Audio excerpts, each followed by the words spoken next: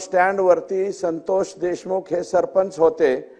त्या वॉचमननी सरपंचाला फोन केला, सरपंच साहेब इथं काहीतरी लोक आलेले आहेत आणि त्यांनी मला मारहाण केली। आता गावातल्या लेकराला मारहाण केलं म्हणल्यावर हा सरपंच पळत पळत तिथे गेला। अध्यक्ष महोदय, एकदा आमदार होणं सोपं आहे, दोनदा आमदार होणं सोपं आहे, तीनदा आमदार होणं सोपं आहे। आता या सभागृहामध्ये कालिदास कोळंबकर साहेब मला वाटतं 9 वेळा आलेत। आदरणीय गणपत आबा देशमुख हे 11 वेळा या सभागृहामध्ये आले, 9 वेळा इथं आले। यावेळेस बाळासाहेब थोरात पराभूत झाले, परंतु मला वाटतं त्यांची सुद्धा टर्म ही बऱ्यापैकी मोठी होती। अजितदादा 90चे आहेत आणि या राज्याचे मुख्यमंत्री 99 पासून या सभागृहामध्ये आहे। अध्यक्ष महोदय, गावचा सरपंच होणं फार अवघड गोष्ट आहे। हा भातसा आहे मुळात, तो त्याचं मूळ गाव हे बार्शी आहे, परंतु लहानपणापासून मामाकडे वाढलेला आहे आणि तिसरी टर्म पहिल्यांदा जनतेतून सरपंच झालाय, नंतर मेंबर मधून मध्ये अजितदादांचं सरकार आलं, म्हणजे अजितदादांचं म्हणजे त्यांच्या मवियाचं, त्यांनी पुन्हा निर्णय बदलला आणि मेंबर म्हणून मधून सरपंच केला, मेंबर मधून सुद्धा तोच सरपंच झाला। आता पुन्हा एकनाथराव शिंदे साहेबांच्या नेतृत्वाखाली भाजपा आणि शिवसेनेचं सरकार आलं, पुन्हा जनतेतून सरपंच केला, तिसऱ्यांदा तो सरपंच झाला। 3 वेळा सरपंच होणारा माणूस अध्यक्ष महोदय गावातल्या लेकराला मारलं म्हणून तिथपर्यंत गेला आणि सुदर्शन घुले आणि ह्या गँगला फक्त तो म्हणाला की बाबा कसं काय तुम्ही इथं आला, कशामुळे मारतात, तर ते काय म्हणत होते, आम्हाला डायरेक्ट प्रवेश करू द्या। मस्साजोग गावाचे 11 मुलं वॉचमन म्हणून तिथं काम करतात, त्यापैकी 4 मुलं होते, ते म्हणले आतल्या साहेबाला आम्ही फोन करतो आणि त्यांनी जर तुम्हाला येऊ द्या म्हणलं तर आम्ही लगेच सोडतो। आतमध्ये इंटरकॉम वरती बोलायला तो पोरगा गेलाय, तरी सुद्धा म्हणलं इंटरकॉम वाल्या काय नको इकडे, त्याला झोडायला सुरुवात केली। ते फक्त अडवायला सरपंच आला आणि सरपंच म्हणला ए बाबा इथं मारामाऱ्या करू नका, मारामाऱ्या करू नका म्हणल्याबरोबर त्याचा व्हिडिओ आहे अध्यक्ष महोदय, व्हायरल झालेला आहे। त्यांनी लगेच त्या घुलेनी लगेच त्या सरपंचाच्या तोंडात मारली। आता सरपंचाच्या तोंडात मारल्यावर त्या सरपंचाने सुद्धा उलटे 2 तोंडात मारल्या, विषय लगेच संपला। लगेच गावातले 4-2 लोक आले, म्हणले बाबा भांडणं करू नका, भांडणं। पोलीस पोहोचले तिथं त्यावेळेस शुक्रवारी, ही शुक्रवारची 9 तारखेची घटना आहे अध्यक्ष महोदय। 9 तारखेला पोलीस गेले, हे सगळे घुले, प्रतीक घुले, केदार एक आडनाव आहे, बाकी काय जे नाव आहेत ते आरोपी सगळ्यांना पोलीस गाडीमध्ये बसवलं, ते गेले। हे दलित समाजाचा मुलगा गेला अध्यक्ष महोदय आणि त्यांनी अॅट्रॉसिटीची केस दाखल करण्याचा प्रयत्न केला। माझं म्हणणं एवढंच आहे, कंपनी गेली फिर्याद दाखल करायला की आम्हाला एक्स्टॉर्शन म्हणजे खंडणी मागायला आलेत, शुक्रवारी कंपनीची फिर्याद दाखल करून घेतली नाही अध्यक्ष महोदय। दलित समाजाच्या त्या मुलाची अॅट्रॉसिटीची केस दाखल करून घेतली नाही, कारण ऍक्च्युअल जातीवाचक शिवीगाळ तिथं झालेली होती आणि ती व्हिडिओमध्ये सुद्धा दिसते अध्यक्ष महोदय। ते व्हिडिओ एकदा चेक करून बघावा अशा प्रकारची माझी विनंती आहे। तर कोणाचा फोन आला, विष्णू चाटे तिथे लगेच तिथपर्यंत पोहोचले, हे आरोपींना घेऊन जाऊस्तोवर ते तालुका अध्यक्ष तिथे आले। तालुका अध्यक्षाच्या म्हणण्यावरती ह्या फिर्यादी थांबलेल्या नाहीत अध्यक्ष महोदय। यांचा कोण आका आहे, ज्या आकाचा ऐकून त्या दलित समाजाच्या लेकराची फिर्याद घेण्यात आली नाही अध्यक्ष महोदय। त्या कंपनीची फिर्याद, आहुदा नावाची जी कंपनी आहे आवादा, त्या कंपनीची सुद्धा फिर्याद शुक्रवारी घेतली नाही। अत्यंत किरकोळ अध्यक्ष महोदय, अत्यंत किरकोळ काहीतरी एनसी घेतली आणि या लोकांना लगेच सोडून दिलं। 9 तारखेला मी SITची मागणी केली, पुढे बोलतो ना त्याच्यावर, आकाच शोधतोय आम्ही, तुम्ही जसं म्हणताय तसं ह्या आकाच्या शोधात आम्ही सुद्धा आहोत अध्यक्ष महोदय। त्या दिवशी अत्यंत साधी फिर्याद घेतली आणि ह्या लोकांनी लगेच त्यांना तिथून बाहेर काढलं। दुसऱ्या दिवशी अध्यक्ष महोदय, शनिवार रविवार त्याचे व्हिडिओ बाहेर आलेत अध्यक्ष महोदय।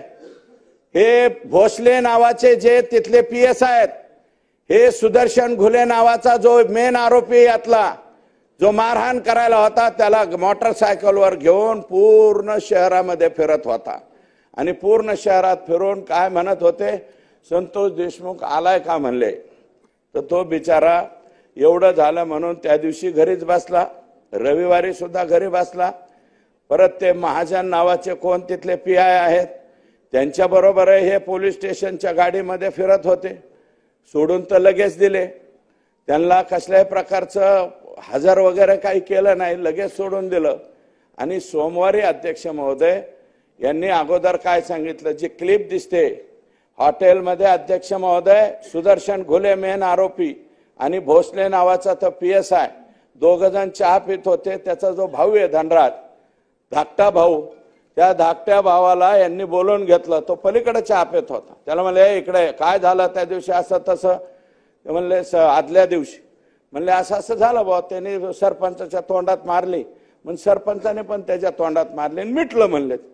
पण तरी म्हणले काय आपण उद्याच्याला मिटवू, तुम्ही या। तरी हे म्हणलं भाऊ ठीक आहे, आम्ही माझ्या भावाला सांगतो, तो माझ्यापेक्षा थोरलाय, त्याला पाठवून देतो। दुसऱ्या दिवशी सोमवारी अध्यक्ष महोदय सकाळीच संतोष देशमुख ह्याला गेले केजला, जेव्हा मिटवायचं म्हणून पोलीस स्टेशनला गेले, चेक करा त्याचं लोकेशन सुद्धा चेक करा। म्हणले भोसले साहेब मिटवायचं ठरलं होतं, मिटवायचंय का म्हणून तिथं गेलं, कोणीही आलं नाही। पोलीस स्टेशनला म्हणले नाही मिटवायचं, आणि तो गाडीत त्याचा आत्ते भाऊन ते दोघ जण आले, त्याची सुद्धा क्लिप आलेली आहे। पुढे एक काळी स्कॉर्पिओ, मागे एक काळी स्कॉर्पिओ। अध्यक्ष महोदय हा सुदर्शन घुले नावाचा जो मुलगा आहे त्याची मी माहिती घेतली।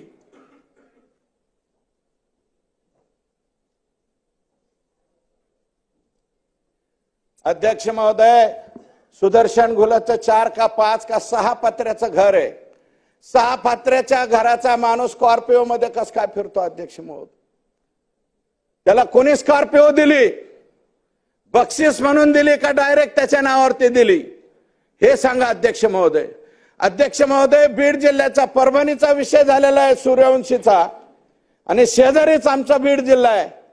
नदी वाहून जाते अध्यक्ष महोदय, वान नदी आणि गोदावरी नदी खाली जाते आमच्या तिथून।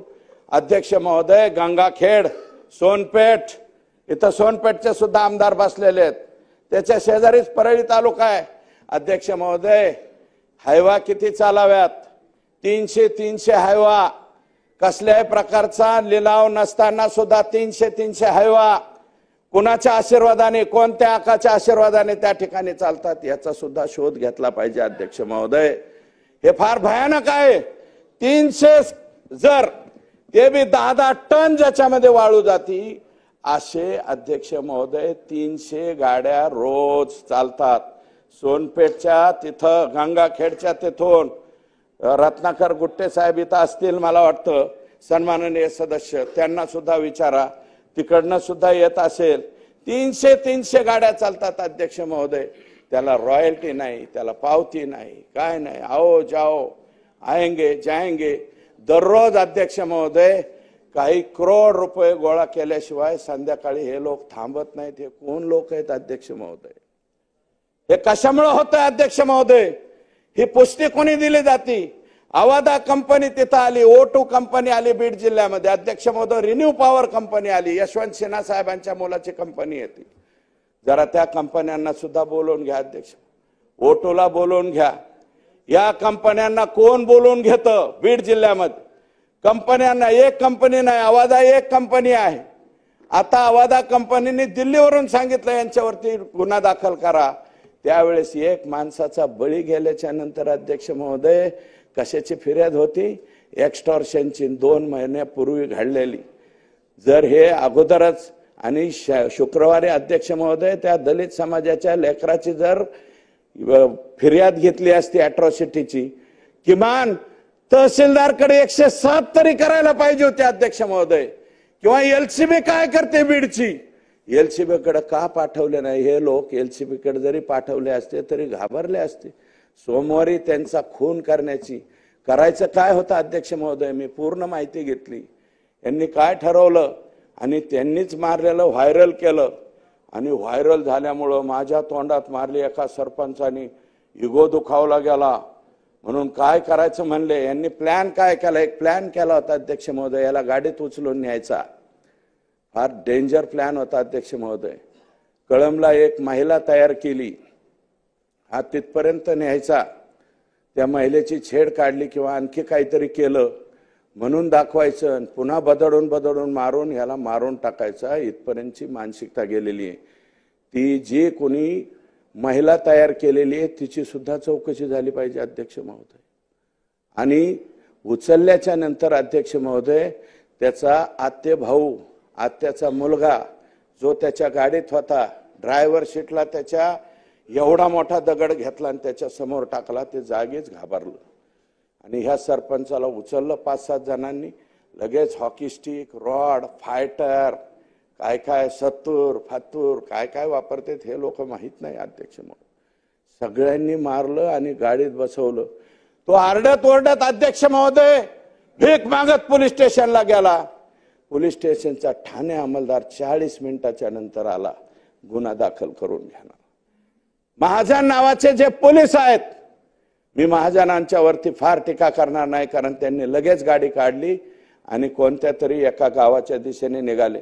विष्णू चाटे आणि या सरपंचाचा भाऊ जो क्लिप मध्ये दिसतोय अध्यक्ष महोदय, आज टीव्हीवरती बोलतोय, 36 कॉल झालेत अध्यक्ष महोदय.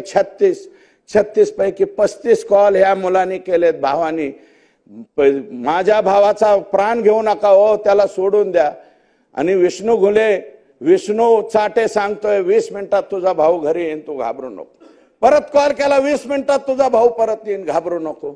आशेने फोन करत राहिला हो अध्यक्ष महोदय आणि त्याला मारलं. मी डॉक्टरांना, ज्या डॉक्टरांनी CS ला विचारलं, छोट्या मोठ्या डॉक्टरला नाही, जिल्ह्याच्या CS ला विचारलं अध्यक्ष महोदय. ते जे पाठ फोटो दिसतोय ना अध्यक्ष महोदय, संतोष देशमुखला मारलेला, अरे ज्या प्रत्येक माणसाला हार्ट आहे त्या प्रत्येक माणसाला वाईट वाटणार आहे त्याची पाठ बघून. 1 इंच सोडा अध्यक्ष महोदय, 1 mm सुद्धा जागा शिल्लक ठेवली नाही हो. इतका बेरहमीने मारला त्याला. किती बेरहमीने मारला जरा बघा ना अध्यक्ष महोदय. आणि अध्यक्ष महोदय जो मारहाण करताना त्याला व्हिडिओ कॉल करून दुसऱ्याला दाखवलाय. व्हिडिओ कॉल कुणाला दाखवलाय हे चौकशीत आलं पाहिजे अध्यक्ष महोदय. कुणाला दाखवलाय? मी आता कोणाचं नाव घेणार नाही, मी फक्त आका हा शब्द वापरला अध्यक्ष महोदय. मी कोणाचं नाव घेणार नाही. व्हिडिओ कॉल करून दाखवलाय. हे बघ याला कसं बदलतो, हा कसा मोठ्या मोठ्याने वळतोय, आक्रोश करतोय, रिंगण घेऊन रिंगणामध्ये घेऊन मारलाय अध्यक्ष महोदय. 6 माणसं जर 1 माणसाला बदाडीत असतील फायटरनी, कोणत्या विविध हत्यारांनी, काय करणार आहे? जीवाच्या आकांताने मोठ्याने ओरडत राहिला, अहो मला वाचवा, मला वाचवा. कोण वाचवायला येणार आहे अध्यक्ष महोदय? ही जी गँग आहे, आसपासच्या गावामध्ये विचारला अध्यक्ष महोदय, एखादी चांगलं लेकरू दिसलं तर त्याच्यावरती वक्र नजर टाकणारे सुद्धा हे सगळे लोक येतो. कुणाची हिंमत होत नाही. एखाद्याच्या लेकराची छेड काढली आणि कुणी भाऊ, तिचा चुलता, तिचा वडील कुणी काय बोलला की लगेच हातपाय मोडून टाकायचे. अशा सुद्धा अनेक घटना आहेत ज्या रेकॉर्डवरती आलेल्या आहेत. माझी विनंती आहे, जे माननीय मुख्यमंत्र्यांना, जे सहृदय, ज्या धाक असलेला माणूस आहे आमचा मुख्यमंत्र्यांना माझी विनंती आहे की हे सुद्धा तपासणी करावी. आजपर्यंत जर कोण लोक यांच्या विरोधात पुढे आले नसतील त्यांच्या सुद्धा फिर्यादी घेतल्या पाहिजेत आणि त्या सुद्धा गुन्ह्यामध्ये हे लोक गेले पाहिजेत असं म्हणत. अध्यक्ष महोदय पाणी मागितलंय त्याला, पाणी मागितल्याच्या नंतर पाण्याच्या ऐवजी दुसरंच काहीतरी केलंय, त्याचाही व्हिडिओ काढलाय अध्यक्ष महोदय. तो सुद्धा व्हिडिओ तपासला पाहिजे अध्यक्ष महोदय. अध्यक्ष महोदय CS सांगत होतो मी, जिल्ह्याचे CS ने मला सांगितलं कोणत्याही व्यक्तीच्या अंगावर एक जर टोला बसला आणि धमनी म्हणजे आपली शिर जर तुटली तर 10 ते 15 mm किंवा ml किंवा 20 ml ब्लड त्या डेड बॉडीच्या याच्यामध्ये साठतं. मी म्हणलं याच्या बॉडीत किती साठलं होतं? त्यांनी सांगितलं अध्यक्ष महोदय 2 लिटर ब्लड साठलं होतं, 2 लिटर. मग म्हणलं याला ठोके किती टाकले असतील? त्यांनी सांगितलं 150 ते 125 ठोके किंवा 200 ठोके याला टाकले.